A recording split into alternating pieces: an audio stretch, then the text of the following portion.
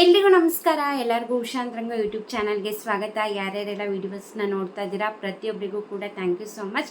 ಹಾಗೆ ಯಾರೆಲ್ಲ first time ಚಾನಲ್ನ ನೋಡ್ತಾ ಇದ್ದೀರಾ ಅಥವಾ ಚಾನಲ್ನ ಸಬ್ಸ್ಕ್ರೈಬ್ ಮಾಡ್ಕೊಳ್ದೇ ವೀಡಿಯೋಸ್ನ ನೋಡ್ತಾ ಇದ್ದೀರಾ ಅಂದರೆ ಈಗಲೇ ಉಷಾಂತರಂಗ ಯೂಟ್ಯೂಬ್ ಚಾನಲ್ನ ಸಬ್ಸ್ಕ್ರೈಬ್ ಮಾಡ್ಕೊಳ್ಳಿ. ಹಾಗೆ ಬೆಲ್ ಐಕನಲ್ಲೂ ಕೂಡ ಆಲ್ ಅಂತ ಸೆಲೆಕ್ಟ್ ಮಾಡಿ ನೆಕ್ಸ್ಟ್ ವೀಡಿಯೋ ಅಪ್ಲೋಡ್ ಆದಾಗ ನಿಮಗೆ ನೋಟಿಫಿಕೇಷನ್ಸ್ ಬಂದಿರುತ್ತೆ. ನಿಮ್ಮ ಫ್ರೀ ಟೈಮಲ್ಲಿ ನನ್ನ ಎಲ್ಲ ವೀಡಿಯೋಸ್ನ ನೋಡ್ಬೋದು. ನಿಮಗೆ ರಾಜ್ಯ ಸರ್ಕಾರ ಕೇಂದ್ರ ಸರ್ಕಾರದಿಂದ ಬರುವಂತಹ ಅಪ್ಡೇಟ್ಸ್ ಬಗ್ಗೆ ಇನ್ಫಾರ್ಮೇಷನ್ ಆಗಿರ್ಬೋದು ಅಥವಾ ಪೋಸ್ಟ್ ಆಫೀಸ್ನ ಸ್ಕೀಮ್ಸ್ಗಳಾಗಿರ್ಬೋದು, ಕೇಂದ್ರ ಸರ್ಕಾರದ್ದು ರಾಜ್ಯ ಸರ್ಕಾರದ್ದು ಎಲ್ಲದೂ ಕೂಡ ಅಪ್ಡೇಟ್ ನಿಮಗೆ ನನ್ನ ಚಾನಲಲ್ಲಿ ಸಿಗುತ್ತೆ. ಖಂಡಿತ ನೀವು ಸಬ್ಸ್ಕ್ರೈಬ್ ಮಾಡಿಕೊಂಡ್ರೆ ನಿಮಗೆ ಖಂಡಿತ ನನ್ನ ಕಡೆಯಿಂದ ನಿಮಗೆ ಯೂಸ್ಫುಲ್ ಆಗುವಂತಹ ಇನ್ಫಾರ್ಮೇಟಿವ್ ವೀಡಿಯೋಸ್ನ ಕೊಡ್ತಾನೆ ಇರ್ತೀನಿ. ಹಾಗಾಗಿ ಚಾನಲ್ನ ಸಬ್ಸ್ಕ್ರೈಬ್ ಮಾಡ್ಕೊಳ್ಳಿ.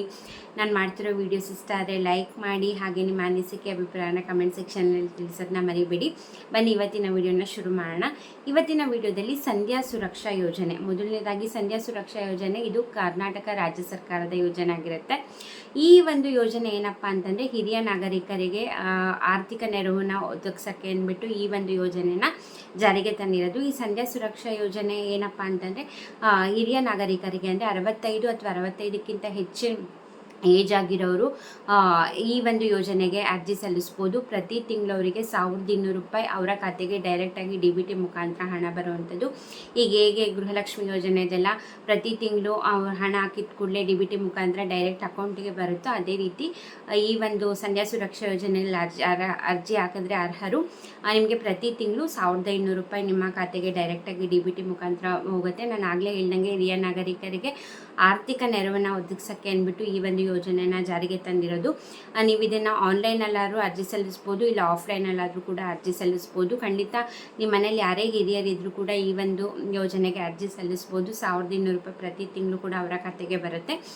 ಮೊದಲನೇದಾಗಿ ಏನೆಲ್ಲ ಅರ್ಹತೆ ಇರಬೇಕು ಈ ಒಂದು ಸಂಧ್ಯಾ ಸುರಕ್ಷಾ ಯೋಜನೆಗೆ ಅರ್ಜಿ ಸಲ್ಲಿಸೋಕ್ಕೆ ಅಂದರೆ, ಮೊದಲನೇದಾಗಿ ಯಾರು ಅರ್ಜಿ ಸಲ್ಲಿಸ್ತಾರೆ ಅವರ ವಯಸ್ಸು 65 ಅಥವಾ 65ಕ್ಕಿಂತ ಹೆಚ್ಚಿನ ವಯಸ್ಸಿನವರಾಗಿರಬೇಕು. ಹಾಗೆ ಕರ್ನಾಟಕದ ಕಾಯಂ ನಿವಾಸಿಗಳಾಗಿರಬೇಕು. ಹಾಗೆ ಇದಕ್ಕಿಂತ ಮುಂಚೆ ಯಾವುದೇ ಒಂದು ಪಿಂಚಣಿ ಹಣ, ಸರ್ಕಾರದಿಂದ ಬರುವಂಥ ಪಿಂಚಣಿ ಹಣ ಯಾವುದೇ ರೀತಿ ತಗೊಳ್ತಾ ಇರಬಾರ್ದು. ಇದಕ್ಕೆ ಮುಂಚೆ ಬೇರೆ ಯಾವುದೋ ಪಿಂಚಣಿಗೆ ಅಪ್ಲೈ ಮಾಡಿ ಆ ಹಣ ಬರ್ತಿದ್ರೆ ನೀವು ಈ ಒಂದು ಸಂಧ್ಯಾ ಸುರಕ್ಷಾ ಯೋಜನೆಗೆ ಅರ್ಜಿ ಸಲ್ಲಿಸೋಕ್ಕಾಗಲ್ಲ. ನೆಕ್ಸ್ಟ್ ಏನಪ್ಪ ಅಂತಂದರೆ ಯಾವುದೇ ರೀತಿ ಗೌರ್ಮೆಂಟ್ ಜಾಬಲ್ಲಿ ಇರಬಾರ್ದು ಅಥವಾ ಗೌರ್ಮೆಂಟ್ ಜಾಬಲ್ಲಿ ಕೆಲಸ ಮಾಡಿ ಇವಾಗ ರಿಟೈರ್ಡ್ ಆಗಿರ್ತೀರ ಅಂದರೂ ಕೂಡ ಅವರು ಕೂಡ ಅರ್ಜಿ ಸಲ್ಲಿಸೋಕ್ಕಾಗಲ್ಲ. ಹಾಗೆ ಬಡತನ ರೇಖೆಗಿಂತ ಕಡಿಮೆ ಇರಬೇಕು ಯಾರೆಲ್ಲ ಅರ್ಜಿ ಸಲ್ಲಿಸ್ತೀರ ಅಂದರೆ BPL ಕಾರ್ಡ್ ಹೋಲ್ಡರ್ ಆಗಿರಬೇಕು. ಇದಿಷ್ಟು ಅರ್ಹತೆ ಇದ್ದರೆ ಖಂಡಿತ ನೀವು ಈ ಒಂದು ಸಂಧ್ಯಾ ಸುರಕ್ಷಾ ಯೋಜನೆಗೆ ಅರ್ಜಿನ ಸಲ್ಲಿಸ್ಬೋದು. ಹಾಗಾದರೆ ಎಲ್ಲೋಗಿ ಅರ್ಜಿ ಸಲ್ಲಿಸಬೇಕು ಅಂದರೆ ನೀವು ಡೈರೆಕ್ಟಾಗಿ ನಾಡ ಕಚೇರಿಗೆ ಹೋಗಿ ಕೂಡ ಈ ಸಂಧ್ಯಾ ಸುರಕ್ಷಾ ಯೋಜನೆಗೆ ಅರ್ಜಿನ ಸಲ್ಲಿಸ್ಬೋದು. ಇಲ್ಲ ಅಂತಂದರೆ ನೀವು ಬೆಂಗಳೂರು 1, ಕರ್ನಾಟಕ 1, ಗ್ರಾಮ 1 ಕಚೇರಿಗಳಿಗೂ ಕೂಡ ಹೋಗಿ ಅರ್ಜಿನ ಸಲ್ಲಿಸ್ಬೋದು. ಅದು ಇಲ್ಲ ಅಂತಂದರೆ ನೀವು ನಾಡ ಕಚೇರಿ ಅಧಿಕೃತ ವೆಬ್ಸೈಟಲ್ಲಿ ಆನ್ಲೈನಲ್ಲಿ ನೀವು ಮನೆಯಲ್ಲೇ ಕೂತ್ಕೊಂಡು ಕೂಡ ನೀವು ಅಪ್ಲೈ ಮಾಡ್ಬೋದು. 3 ಆಪ್ಷನಲ್ಲಿ ನಿಮಗೆ ಯಾವ್ದು ಕನ್ವೀನಿಯೆಂಟ್ ಇದೆ ನಿಮಗೆ ಗೊತ್ತಾಗಲ್ಲ ಆನ್ಲೈನಲ್ಲಿ ಅಂತಂದರೆ ಬೆಂಗಳೂರು 1, ಕರ್ನಾಟಕ 1 ಸೆಂಟರ್ಸ್ಗೆ ಹೋಗಿ ಅರ್ಜಿ ಸಲ್ಲಿಸ್ಬೋದು. ಇಲ್ಲ ಡೈರೆಕ್ಟ್ ನಾಡ ಕಚೇರಿ ಆಫೀಸ್ಗೆ ಹೋಗಿ ನೀವು ಅರ್ಜಿನ ಸಲ್ಲಿಸಬಹುದು.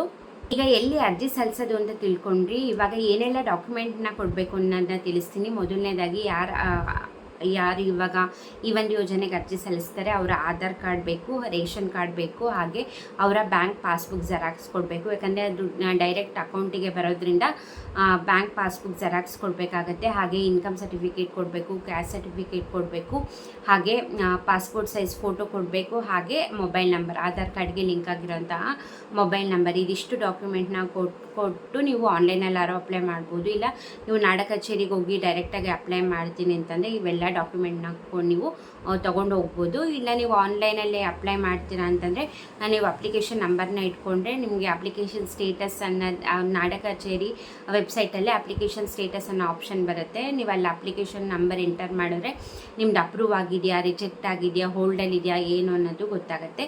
ಸೊ ಇದಿಷ್ಟು ಕಂಪ್ಲೀಟ್ ಮಾಹಿತಿ ಆಗಿತ್ತು ಸಂಧ್ಯಾ ಸುರಕ್ಷಾ ಯೋಜನೆಯಲ್ಲಿ. ಅಟ್ಲೀಸ್ಟ್ ನಿಮ್ಮ ಮನೇಲಿ ಯಾರ ಏಜ್ ಆಗಿರೋರು ಅಥವಾ ನಿಮ್ಗೆ ಗೊತ್ತಿರೋರು ಇದ್ದರೆ ಈ ಇನ್ಫಾರ್ಮೇಷನ್ನ ಶೇರ್ ಮಾಡಿ.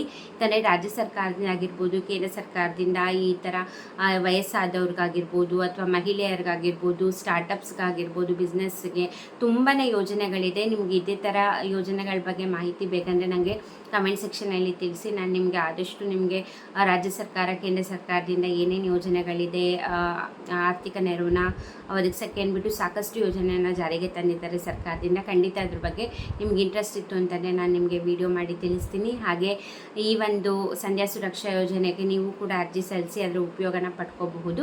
ಇದಾಗಿತ್ತು ಇವತ್ತಿನ ವಿಡಿಯೋ. ಇದೇ ರೀತಿ ಅಪ್ಡೇಟ್ಗೋಸ್ಕರ ಚಾನೆಲ್ನ ಸಬ್ಸ್ಕ್ರೈಬ್ ಮಾಡಿ. ಹಾಗೆ ಗೃಹಲಕ್ಷ್ಮಿ ಯೋಜನೆಯ 27ನೇ ಕಂತಿನ ಹಣ ಯಾವಾಗ ಬರುತ್ತೆ, ಏನು, ಹಾಗೆ ಜೀವಿತ ಪ್ರಮಾಣ ಪತ್ರ ಕೊಡಬೇಕಾ ಬೇಡವಾ, ಎಲ್ಲೋಗಿ ಅಪ್ಲೈ ಮಾಡಬೇಕು, ಪ್ರತಿಯೊಂದನ್ನು ಕೂಡ ನಾನು ಹಿಂದಿನ ವೀಡಿಯೋಸಲ್ಲಿ ಅಪ್ಲೋಡ್ ಮಾಡಿದ್ದೀನಿ. ಅದನ್ನ ಕೂಡ ಚೆಕ್ ಮಾಡ್ಬೋದು. ಈ ವಿಡಿಯೋ ಇಷ್ಟ ಆದರೆ ಲೈಕ್ ಮಾಡಿ, ನಿಮ್ಮ ಫ್ರೆಂಡ್ಸ್ ಆ್ಯಂಡ್ ಫ್ಯಾಮಿಲಿಗೂ ಕೂಡ ಶೇರ್ ಮಾಡಿ. ಹಾಗೆ ಸಬ್ಸ್ಕ್ರೈಬ್ ಮಾಡಿಲ್ಲ ಅಂದರೆ ಇಲ್ಲಿ ಹೋಗಿ ಚಾನಲ್ನ ಸಬ್ಸ್ಕ್ರೈಬ್ ಮಾಡಿ. ಇಷ್ಟೊತ್ತು ವಿಡಿಯೋ ನೋಡಿದ್ದಕ್ಕೆ ಥ್ಯಾಂಕ್ ಯು ಸೊ ಮಚ್. ನಮಸ್ಕಾರ.